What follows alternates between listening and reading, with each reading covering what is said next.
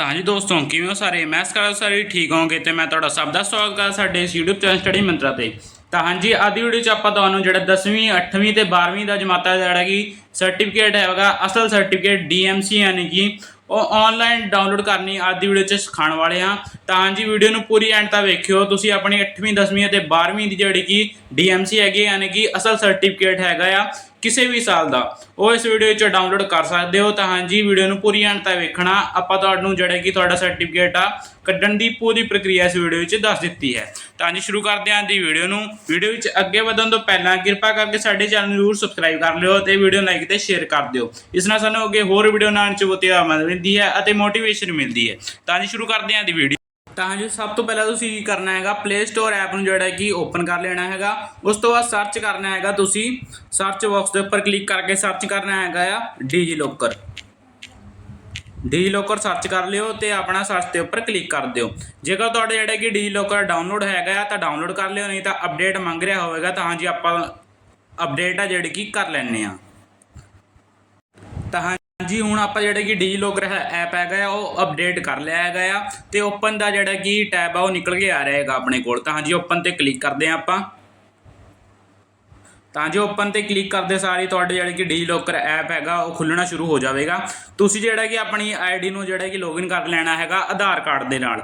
Login ਕਰ ਲਿਓ ਤੁਸੀਂ ਆਪਣੀ ਜਿਹੜੀ ਕਿ ਆਈਡੀ ਹੈਗੀ ਆਧਾਰ ਕਾਰਡ ਦੇ ਨਾਲ। ਜੇਕਰ ਤੁਹਾਨੂੰ ਇਹ ਵੀ ਨਹੀਂ ਆਉਂਦਾ ਤਾਂ ਹਾਂਜੀ ਇੱਕ ਵਾਰ ਕਮੈਂਟ ਬਾਕਸ ਵਿੱਚ ਲਿਖ ਦਿਓ, ਮੈਂ ਤੁਹਾਨੂੰ ਜਿਹੜੀ ਕਿ ਫੁੱਲ ਪ੍ਰੋਪਰ ਵੀਡੀਓ ਜਿਹੜੀ ਕਿ ਡੀਜੀਲੋਕਰ ਉੱਪਰ ਬਣਾ ਕੇ ਦੇ ਦੇਵਾਂਗਾ। ਤਾਂ ਹਾਂਜੀ ਤੁਸੀਂ ਇਸ ਤੋਂ ਬਾਅਦ ਸਿੱਧਾ ਜਦੋਂ ਤੁਸੀਂ ਆਪਣੀ ਆਈਡੀ ਲੌਗਇਨ ਕਰ ਲਓਗੇ ਉਸ ਤੋਂ ਬਾਅਦ ਤੁਸੀਂ ਸਰਚ ਉੱਤੇ ਕਲਿੱਕ ਕਰਨਾ ਹੈਗਾ ਆ। ਸਰਚ ਉੱਤੇ ਕਲਿੱਕ ਕਰਨ ਤੋਂ ਬਾਅਦ ਸਰਚ ਫੋਰ ਡਾਕੂਮੈਂਟਸ ਉੱਤੇ ਕਲਿੱਕ ਕਰਨਾ, ਠੀਕ ਹੈ ਜੀ। ਤੇ ਸਰਚ ਬਾਕਸ ਵਿੱਚ ਤੁਸੀਂ ਟਾਈਪ ਕਰਨਾ ਹੈਗਾ ਪੰਜਾਬ ਸਕੂਲ ਐਜੂਕੇਸ਼ਨ ਬੋਰਡ। ਤਾਂ ਜੀ Punjab school education board type ਕਰਨ ਤੋਂ ਬਾਅਦ ਤੁਸੀਂ ਦੇਖ ਸਕਦੇ ਹੋ ਪੰਜਾਬ ਸਕੂਲ ਐਜੂਕੇਸ਼ਨ ਬੋਰਡ ਆਪਣੇ ਕੋਲ ਆ ਗਿਆ ਹੈਗਾ ਆ।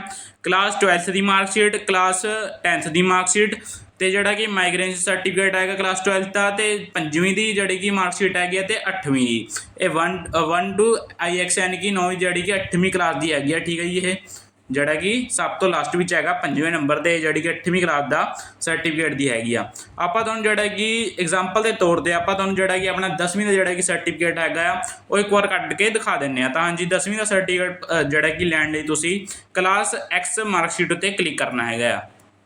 ਕਲਾਸ X ਮਾਰਕਸ਼ੀਟ ਦੇ ਉੱਪਰ ਕਲਿੱਕ ਕਰਦੇ ਸਾਰੇ ਤੁਹਾਨੂੰ ਜਿਹੜੇ ਕਿ ਉੱਪਰ ਤੁਹਾਡਾ ਐਸ ਪਰ ਆਧਾਰ ਜਿਹੜਾ ਕਿ ਤੁਹਾਡਾ ਨੇਮ ਹੈ ਜਿਹੜੇ ਕਿ ਆ ਜਾਊਗਾ। ਉਸ ਤੋਂ ਬਾਅਦ ਤੁਸੀਂ ਜਿਹੜਾ ਕਿ ਦੂਜੇ ਕਾਲਮ ਦੇ ਵਿੱਚ ਆਪਣਾ ਜਿਹੜਾ ਕਿ ਤੁਹਾਡਾ ਰੋਲ ਨੰਬਰ ਹੋਊਗਾ ਉਹ ਫਿਲ ਕਰ ਦੇਣਾ ਤੇ ਜਿਹੜਾ ਕਿ ਤੁਸੀਂ ਕਿਹੜੇ ਸਾਲ ਵਿੱਚ ਜਿਹੜੇ ਕਿ ਤੁਹਾਡੀ 10ਵੀਂ ਹੈ ਜਿਹੜੀ ਕਿ ਉਹ ਕੰਪਲੀਟ ਕੀਤੀ ਸੀ ਉਹ ਜਿਹੜਾ ਕਿ ਸਾਰਾ ਉਹ ਇੱਥੇ ਐਂਟਰ ਕਰ ਦੇਣਾ ਤੇ ਟਿਕ ਤੇ ਕਲਿੱਕ ਕਰ ਦੇਣਾ। ਤਾਂ ਹਾਂਜੀ ਆਪਾਂ ਤੁਹਾਨੂੰ ਜਿਹੜੇ ਕਿ ਐਗਜ਼ਾਮਪਲ ਦੇ ਤੌਰ ਤੇ ਆਪਣਾ ਇੱਕ ਰੋਲ ਨੰਬਰ ਜਿਹੜੇ ਕਿ ਭਰ ਕੇ ਦਿਖਾ ਦਿੰਦੇ ਹਾਂ।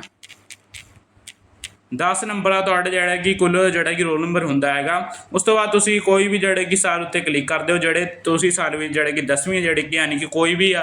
ਜੇਕਰ ਤੁਸੀਂ 12ਵੀਂ ਦਾ ਜਿਹੜਾ ਸਰਟੀਫਿਕੇਟ ਪ੍ਰਾਪਤ ਕਰਦੇ ਹੋ ਤੁਸੀਂ 12ਵੀਂ ਕਿਹੜੇ ਸਾਲ ਵਿੱਚ ਕੀਤੀ ਹੈਗੀ ਆ ਤੇ 8ਵੀਂ ਕਿਹੜੇ ਸਾਲ ਵਿੱਚ ਕੀਤੀ ਹੈਗੀ ਆ ਉਹ ਤੁਸੀਂ ਸਿਲੈਕਟ ਕਰ ਲੈਣਾ ਤੇ ਗੈਟ ਡਾਕੂਮੈਂਟ ਉੱਤੇ ਕਲਿੱਕ ਕਰ ਦੇਣਾ। ਹਾਂਜੀ ਫਸਟ ਡਿਟੇਲ ਉੱਤੇ ਕਲਿੱਕ ਕਰਨ ਤੋਂ ਬਾਅਦ ਆਪਣੇ ਕੋਲ ਆ ਰਿਹਾ ਫੈਚਿੰਗ ਡਾਕੂਮੈਂਟ।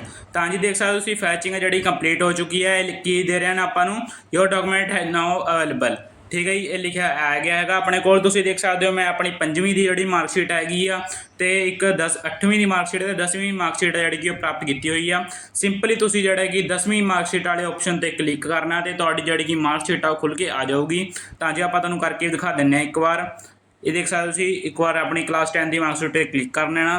ਤਾਂ ਜੀ ਦੇਖ ਸਕਦੇ ਤੁਸੀਂ ਜਿਹੜੀ ਕਿ ਤੁਹਾਡੀ 10ਵੀਂ ਦੀ ਜਿਹੜੀ ਕਿ ਮਾਰਕਸ਼ੀਟ ਹੈ ਯਾਨੀ ਕਿ ਤੁਸੀਂ ਜਿਹੜੀ ਵੀ ਕਲਾਸ ਦੀ ਆਪਣੀ ਮਾਰਕਸ਼ੀਟ ਹੈ ਜਿਹੜੀ ਕਿ ਪ੍ਰਾਪਤ ਕਰਨਾ ਚਾਹੁੰਦੇ ਹੋ ਤੁਹਾਡੇ ਸਾਹਮਣੇ ਕੀ ਖੁੱਲ੍ਹ ਕੇ ਜਿਹੜੇ ਕਿ ਆ ਜਾਊਗੀ। ਇਹ ਤੁਸੀਂ ਇੱਥੋਂ ਡਾਊਨਲੋਡ ਵੀ ਕਰ ਸਕਦੇ ਹੋ ਤਾਂ ਜੀ ਤੁਹਾਡੇ ਕੋਲ ਜਿਹੜਾ ਕਿ ਡਾਊਨਲੋਡ ਦਾ ਆਪਸ਼ਨ ਵੀ ਆ ਜਾਂਦਾ ਹੈਗਾ। ਤਾਂ ਜੀ ਇਸ ਤਰ੍ਹਾਂ ਤੁਸੀਂ ਆਪਣਾ ਕੋਈ ਵੀ ਜਿਹੜਾ ਕਿ ਕਲਾਸ ਦਾ ਸਰਟੀਫਿਕੇਟ ਹੈਗਾ 8ਵੀਂ 10ਵੀਂ 5ਵੀਂ ਜਾਂ 12ਵੀਂ ਦਾ ਉਹ ਇੱਥੋਂ ਕਿਸੇ ਵੀ ਸਾਲ ਦਾ ਜਿਹੜੀ ਕਿ ਪ੍ਰਾਪਤ ਕਰ ਸਕਦੇ ਹੋ। ਤਾਂ ਜੀ ਇੱਕ ਵਾਰ ਕਮੈਂਟ ਬਾਕਸ ਵਿੱਚ ਦੱਸ ਦੇਣਾ ਆਪਣੀ ਵੀਡੀਓ ਕਿੱਦਾਂ ਦੀ ਲੱਗੀ ਤੇ ਵੀਡੀਓ ਨੂੰ ਲਾਈਕ ਤੇ ਸ਼ੇਅਰ ਕਰ ਦੇਣਾ। ਮਿਲਦੇ ਹਾਂ ਕਿਸੇ ਹੋਰ ਨਵੀਂ ਵੀਡੀਓ ਵਿੱਚ, ਉਦੋਂ ਤੱਕ ਗੁੱਡ ਬਾਏ।